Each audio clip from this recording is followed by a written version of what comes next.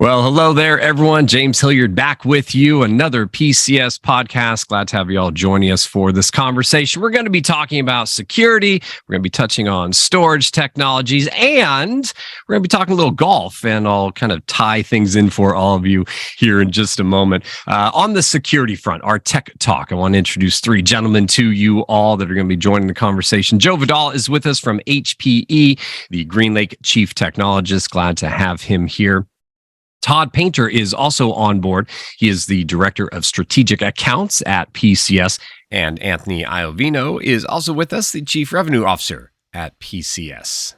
Glad to have these guys here on board. We're going to take the first 15 minutes or so of our conversation and talk about the cybersecurity space, all the changes that are going on, how modernization throughout the industries are having an impact on what we're doing to secure our data. So that's what we'll do on the technical side of things. And our special guest today, he is currently part of the Emmy Award-winning Hacks, which is streaming on Max. So you can check that out. He has been in over 100 films out there. Thelma and Louise, you may recognize him from there, but most of us recognize Christopher McDonald from the character that he brought to life in Happy Gilmore, and that is the character of Shooter McGavin. We're glad to have him on board for the conversation, so looking forward to chatting with him a bit later on.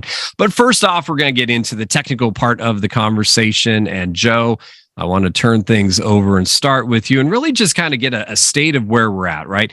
Security used to be kind of an afterthought in conversations. Then it became a add-on to the conversation, might talk about at the very end of a meeting. Now really seems to drive most conversations. IT conversations, business conversations, doesn't matter if it's retail or manufacturing, tech, et cetera. It is just a driver. What are the conversations you're having? What are the topics that are really coming up as you're out there talking to customers? You know, the bottom line is that security now has become the entry conversation, and it needs to be planned for right up front and throughout the entire process. And that's because the average dwell time for a bad actor these days has gone from 165 days pre-COVID to now over 240 days. And the bad actors are really good at being really bad, right? They don't just get in, wait and see what they can see, and then encrypt your primary data and send you a ransom note. No, they wait. They look to see everything they can see, right? Then they delete your backups. They inject backdoors so they can come back later, honeypot style, right? And go in for more. And there's a lot of things that you have to do to ensure that you've got basically business and breach resilience. The industries out there, manufacturing, retail, healthcare, I can think probably in the last 2 weeks, conversations I've had in each one of those industries, and security is driving the conversations in all of those spaces. Some of those were laggards. Your opinion, your view, are most of our verticals up to speed now and they are focused on security and it's leading most of the conversations? I'd say that they're all aware of the security issues and the risks, right? Are they up to speed? Has everybody implemented not just dual factor, but multi-factor authentication? Are they all implemented AI wherever they can afford to in order to do better intrusion detection and things like that? I can't say that everybody has, but everybody's aware of the issues. Yes, James. Todd, within your PCS world and the customers you talk to, where do they stand? Do you feel that they're maybe above the curve and getting more? Do you still have a lot of conversations where you sit across from someone and you see them, Todd, have an aha moment about security? I mean, it all depends on the landscape, and where in the business cycle each customer is. I mean, you have, to Joe's point, the security conversation is so upfront now that the vendors have done a much better job of educating customers that are brand new to IT, like just startup small business. At the same time, the larger organizations like the cybersecurity insurance companies are doing a much better job of leading the charge for the enterprise and the mid-market as far as like, hey, you guys need this.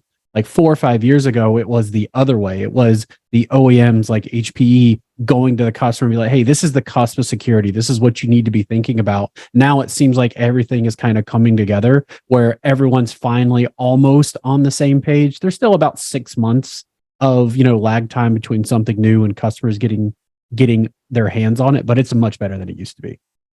Yeah, Todd just brought up something, and that is the cybersecurity insurance, right? And what's happened now recently is the cybersecurity insurance providers are not just suggesting, but they're demanding that if you don't do this, this, and this, we won't be able to insure you. And it's becoming harder and harder to actually get cybersecurity insurance as a result. But the good news is, to Todd's point, they are upfront leading the charge and telling you, even the small companies who thought, I'm so small, nobody's going to care about my data.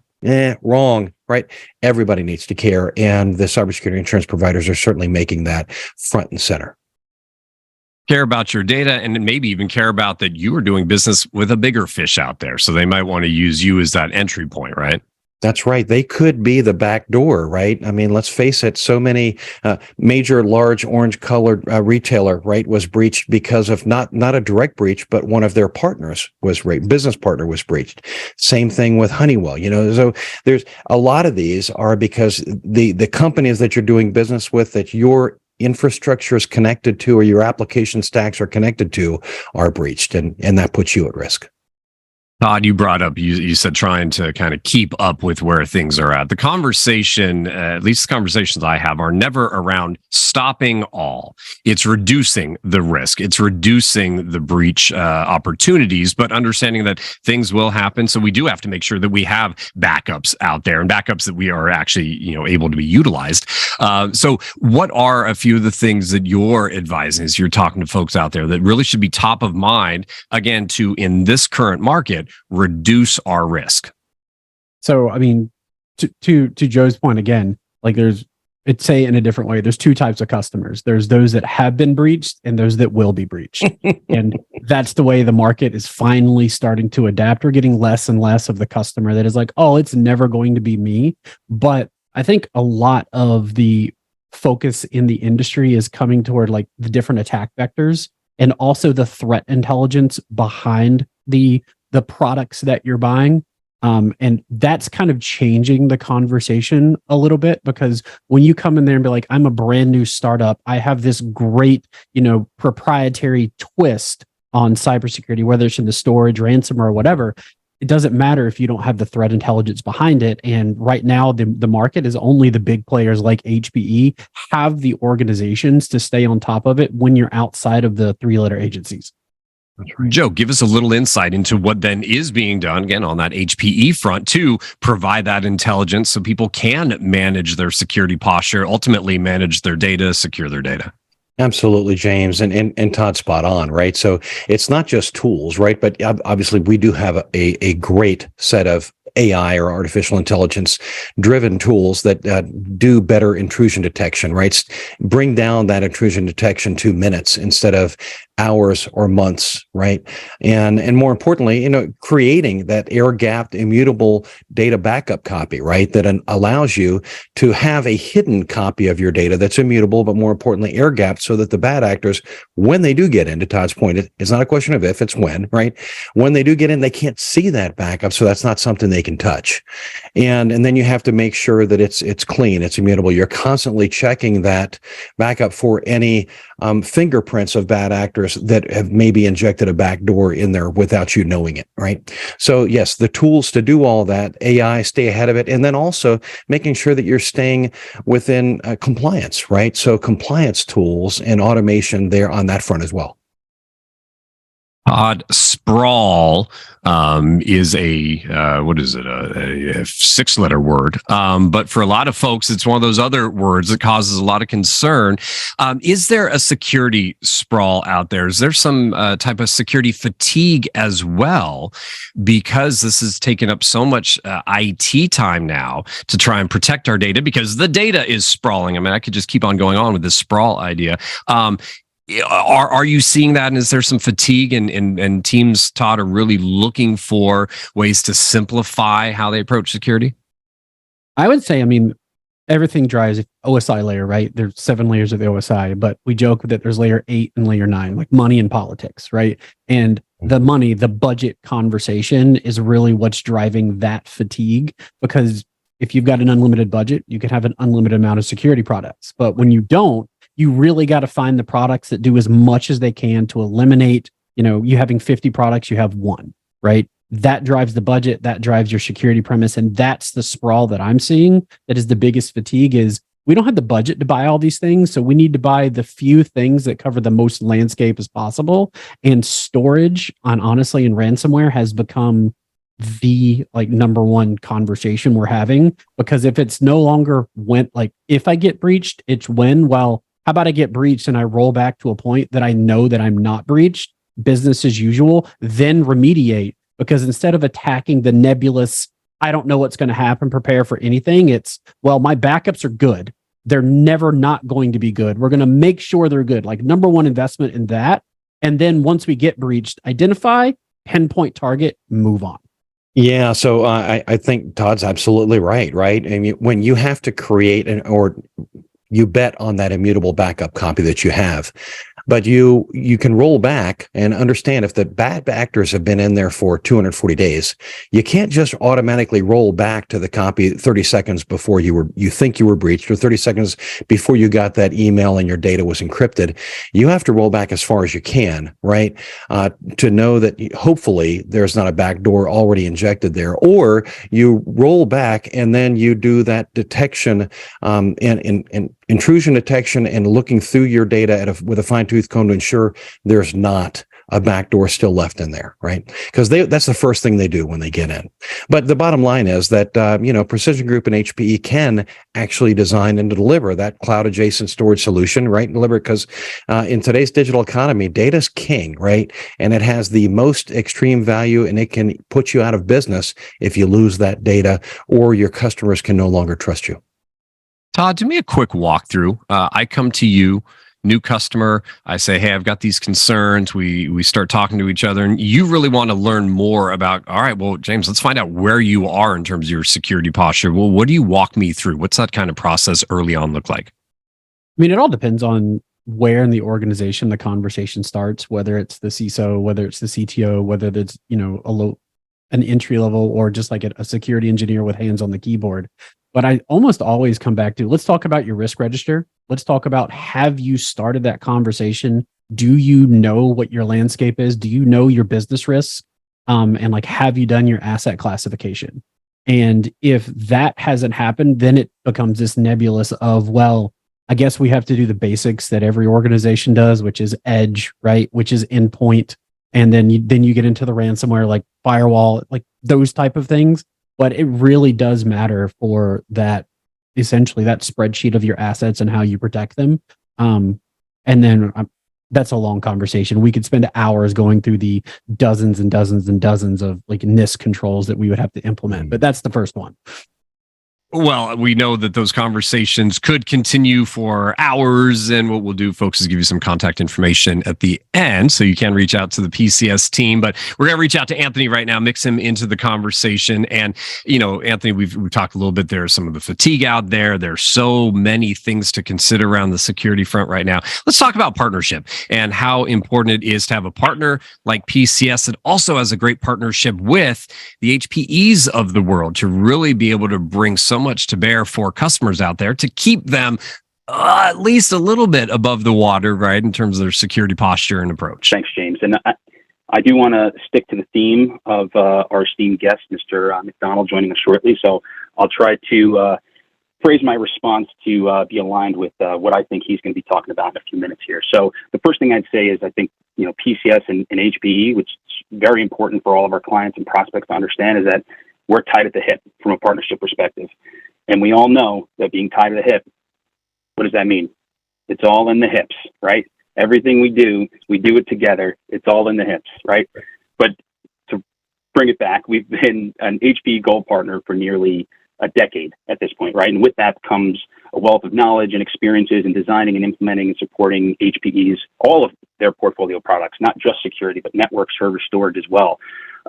But from a security perspective, sometimes we have conversations with clients and, we're talking specifically around some of those bad actors. So ourselves, the HPE team, we need to take a step back.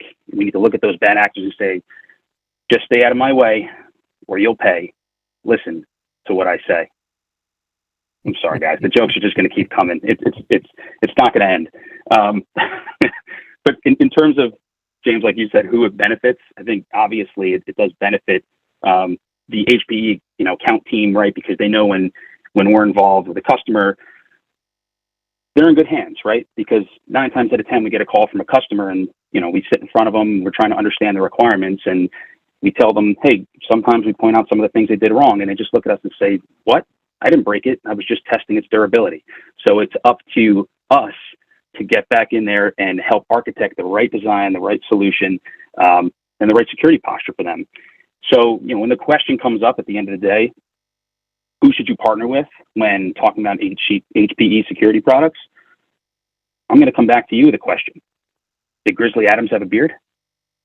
I love it. You are teeing us up perfectly for Christopher McDonald to join us in just a moment here. Before he does, Joe, I just want to, I got to circle back a little bit. Anthony brought up the huge portfolio, and we talked about threat intelligence earlier and all that.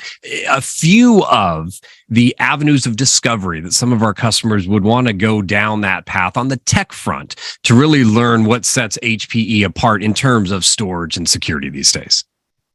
Well, the bottom line is that you want to know that when you're trusting your data to somebody, right, that it's secure, right? And that's why we took some of the best tools in the industry and we've now integrated them into our private cloud solution we call GreenLake, right? And it leverages a zero trust framework around the whole thing. We've taken tools like Introspect that leveraged AI, artificial intelligence, to detect when a person is, how they normally access the data, how they normally access the network, what files they normally access, what hours they normally logging in from. And when any one of those rules is broken or is exceeded, that person's kicked off the network, out of the application, and forced to re-authenticate. You want to make sure that you're leveraging tools like that, and HPE and PCS have partnered together to ensure that your solutions are, in fact, designed with all the best practices in mind. And by the way, so that when the bad actor takes the best shot, we can say, ooh, gotcha, cool, gotcha. And there you go, Joe. Perfect transition, folks. You heard me mention earlier, Christopher McDonald joins us. He's the Emmy award-winning show right now, Hacks, which is streaming on Max, but obviously we all know him as Shooter McGavin. He brought that character to life in Happy Gilmore. Chris, really glad to have you join us here today. I want to do a couple rapid fires, and I'm going to yield time to my colleagues here. Got some questions for you. But first, most important question, since we're going to be talking a little bit of golf action here, when is the last time, sir, you paid for a round? Ooh, you're going, let's see, it's 2023, 2009? Just kidding. Of course I pay for rounds. I mean, come on. I mean, I would never make you pay for a round. No, I said that as a joke once, and people were like, "Really? Think of the money that guy saves." No, I've had people be very generous to me at courses, and I've returned the favor by helping them out in any way I can.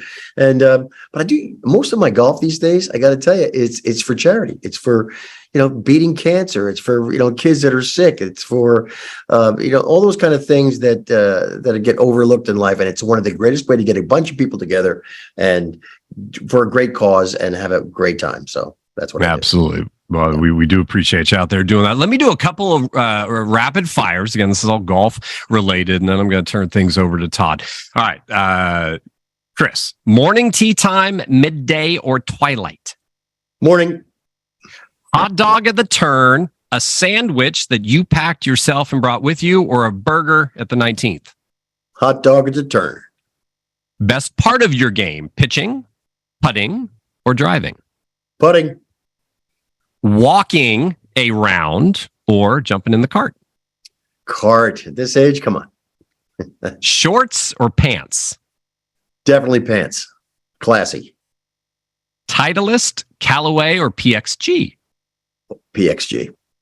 See, I knew that because I had seen you talk about an upgrade. All right, let me do this. We'll come back to a couple other things there. Todd has been with us this entire time. Todd, I want you to jump on in here, and I know you got a question for Chris. If you don't mind, I have the big question, but I have a short one. When I watched Hacks, there was a moment that I thought was just like brilliant, and I was curious, in the character, does Marty actually keep his shirt on during?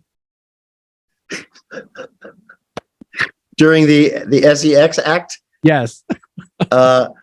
No, it just was cold in that studio that day. And no, the funny thing is, that's a funny question. I was rushing off, as you saw, and basically we just got at it. That's what's so great about this show. The writing is brilliant. It says he's buttoning up his shirt, so I buttoned up my shirt as I was leaving. But working with Gene Smart on that show is one of the gifts I'd be forever grateful for. And that's what I love. Like, it seemed like this show was like so natural. It didn't seem like a lot of the scenes were scripted. But that kind of leads me into like, the big question I would have is Happy Gilmore, when it first came out, we didn't have TikTok. We didn't have Instagram. That technology really wasn't there to make things go viral. But even today, the Happy Gilmore shot is still viral on TikTok. How do you see that like technology changing your role? I mean, even with hacks, are you seeing like creating TikTok reels, creating Instagram reels to actually, put the show, like how is that influencing your field, like and this show in particular? Well, I got to say that explosion since 26 years ago when Happy Gilmore was being made, it has changed the game. People can do anything. I mean, you mentioned TikTok. There's a new one out now called Thread by Meta, and it's their TikTok version. And I just dabble in that stuff. I have fun. I go through periods where I do it, but I know a lot of actor friends who basically can create a whole new audience by putting on stuff constantly. They're putting up data and putting up all these great fun videos and things like that. And I've reached out to collaborators I haven't worked with in a while, and the connection you can make now on Instagram, on Twitter, on Thread, on all these great platforms. It's just incredibly easy. You can make a film on an iPhone, and it's all about A, content, and B, the amount of storage you have. So that could be eaten up rather quickly.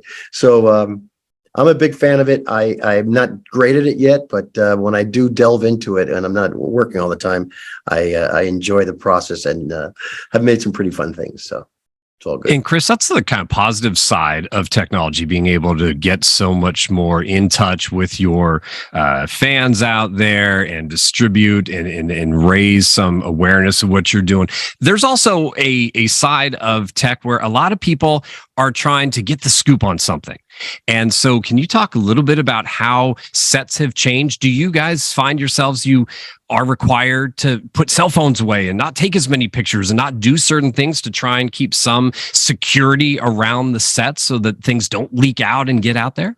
That is very true. It happens to James all the time. People, even today when I was working, people pull out, it's a period piece, and they're pulling out their iPhones and going, no, we don't do that here. And I'm in Romania, so they have to get someone to explain to them that we don't do that on these sets. You can't just post this stuff on the internet. It would ruin the surprise of the movie. And so there are strict laws in the States. It's a little bit more lax in other places where I find myself working anyway. And we're trying to train people from doing that, because one thing will blow a whole secret of a story, and that can be a real problem. So I'm glad. It's kind of leave your phones in your trailer and leave your phones at home. But it's everywhere now. It's so funny. One of my favorite things to do is to just see and sneak a picture sometimes in my mind, if it's not on my phone, of 4 friends sitting together, none of them talking, all of them online. All of them thumbing away, going, it's like, good talk, guys. Good talk. Yeah. It's kind of too much at a certain point, but at the same time, everyone's got a phone. Could you imagine leaving your home without your phone? It's half the time we turn around and go back to pick it up, right? That's the thing that we can't leave. Oh, no, I better go back, right? And so let me ask you this, and then I want to get Anthony in here because I know he wants to toss a question your way, but how do you, Chris, unplug? Unwind? Do you get off the grid from time to time? Do you find places to get away from the tech explosion that we've all experienced? Yes, and I'm a guy that loves to be outdoors. I love hiking and all that kind of stuff. So I keep it I do use the map though. The phones are so amazing. I mean, I love that I have access to a map. Like, do I take that left or do I do the right and cut off 0.2 of a mile or something? But I do motorcycle trips. I love motorcycles. I'm very careful when I drive, believe me. But I love not having access to my phone. It's basically there for, of course, took over all the maps on that, and it's very easy to put up there. But I will go for 6, 7, 8 hours, and that is my recharging time. I absolutely love going up the coast of California or up to Yosemite or something like that, and just getting into nature and breathing that good clean air and just being grateful, because man, it's one of the gifts. I used to be a pilot, but having a few kids, I got the kibosh from the wife, because that's but I tell her it's safe. It's a lot safer than sometimes of these people driving their cars, because everybody drives like this.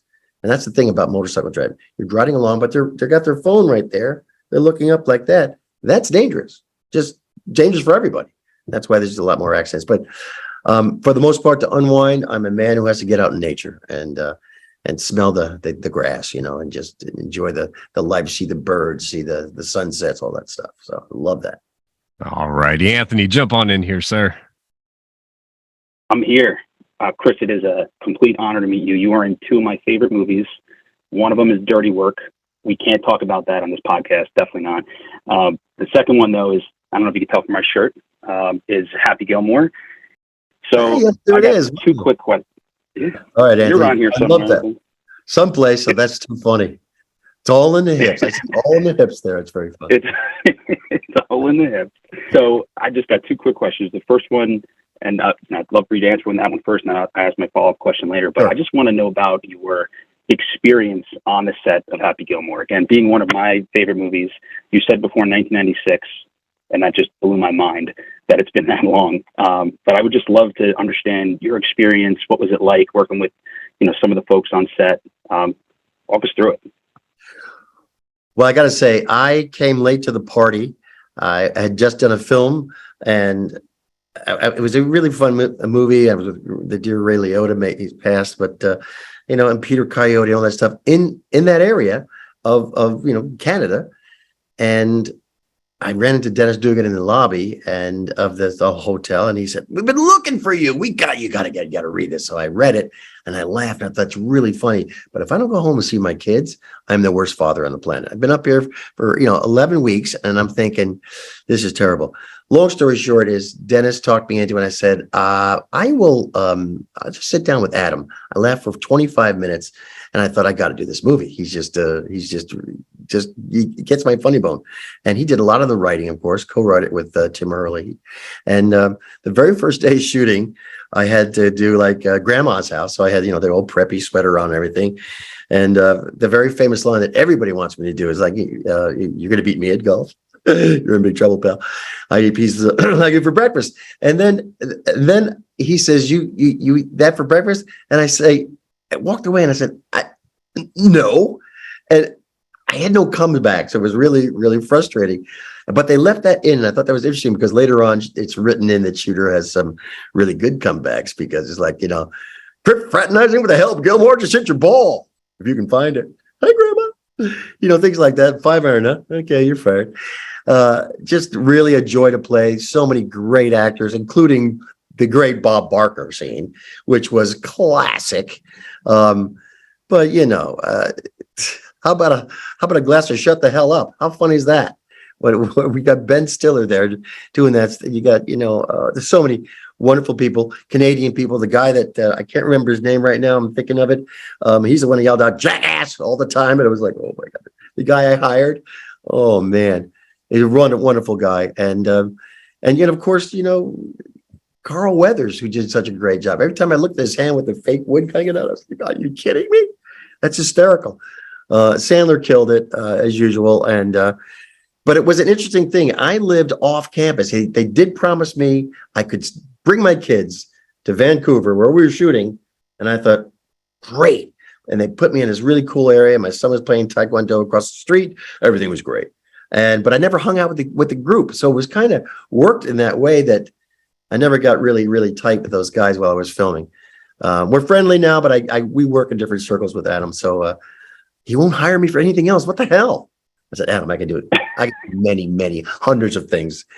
Oh, you're always going to be the shooter. I was like, all right, okay. So anyway, but there might be a sequel. Talking him into a sequel on the senior tour or something. I don't know. So, but that would be incredible. Was great. It was incredible. The cast was great. Dennis Dugan's a wonderful director. I mean, one of my favorite scenes. There's the two that really stick out. Is is the one where you're going to be, where he said, don't turn your back on me. It's a Shooter store. I put my time in. I paid my dues. I mean, and that scene, and he turns around and he says, well, I say, stay out of my way or you'll pay. Listen to what I said. And I just kind of walk away. And he goes, maybe I will. So it's a bay, hey, down by the bay. I just made. It's like so stupid, but so funny. And to hear the people in the audience laughing it was a joy. So a lot of good laughs in that movie. A lot of good people. Boy, Virginia Bennett.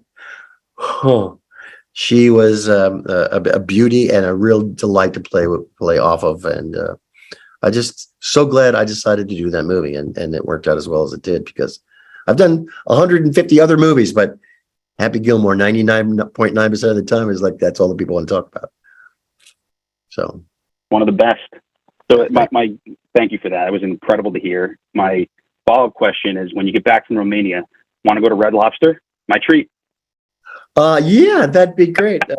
Check, please. I think you're a funny man, Anthony. Yeah, they have great lines in that movie. We had just too much fun playing that whole thing. So it's for fans like you to keep this thing going too. So thanks for that, because I do these things, little cameo things, and I tell you, reaching out to fans who love that movie in the 90s, they still love it, and they're in, they're now in their 50s. So it's kind of funny. Well, and it goes, across generations. I've got a 12-year-old. I also have a almost 19-year-old who is working to be a golf pro, and they love it as well, right? When I bring that up, and so we always watch. And it's one of those movies that we're scrolling through TV and it's on, we just stop wherever it is, right? Let's catch some Happy Gilmore now and everything. My favorite scene, Chris, I love a quick little, how was it to do, was the beach ball scene, and you going absolutely berserk in front of everyone. Totally ad-libbed, James. Was it? It came out there, and I'm trying to put this putt in. Now, we're not on a real golf course at this point. We're on like a botanical garden that allowed us to drive a VW into a big tower that will fall down. No self-respecting golf club would allow you to do that on their gorgeous courses. So, yeah, so that ball was going to bounce all over the place. I'm trying to make this, and the ball came out, and I just went, go after it. Took that putter, beat it, popped it, swang it. I was like, oh my God. And then I was supposed to miss the putt, but I put the putt in and went, all that baby. So they never told me why I was called Shooter. So I said, geez, I can't get off the tee and that's what Gilmore. I know when I putt, I'll just pull out that drive. So that seemed to work out, and people still make me do it to this day. And even when I make a 6-inch putt, a 16-foot putt, 60-foot putt, the guns come out. It's got to be. Last question, then we are going to let you run and wrap things up with everyone that's joined us here today. But the Happy Gilmore swing, was there someone on set that was the best? Is there someone else out in the world that you have golfed with that is the best Happy Gilmore drive shooter that there is? Who have you seen? Who really impressed you with that? I've seen pros attempt that and connect with it and clock it. But the truth of that on the set is that it was something that Sandler came up with. It was from his friend O'Donoghue or something like that, a hockey player who had a great drive, and Sandler could never outdrive him when they were growing up. So that was the basis of Happy Gilmore. And we shot out of a cannon. We shot that sucker big time out of a cannon. And that's what, and then they added the great sound effects. Like I say, like a jet coming out or something like that. It was really funny. But I've seen pros. I've asked pros if they could do it, and they show, well, you got to see this, Shooter. And it's actually a legal shot, not illegal, but a legal shot. Anything you do behind the ball, go for it. Do you? And I've seen people crush it, and I've seen people get so embarrassed by missing the ball. Yours truly. That's one of the things I had lived with the director. I said, "Can you have Shooter trying to hit the ball like that Gilmore does?" And so they let me do that little vignette in there, which was funny during all the cool music. But yes, I've seen people just destroy it. So it's pretty funny that still is iconic, that scene.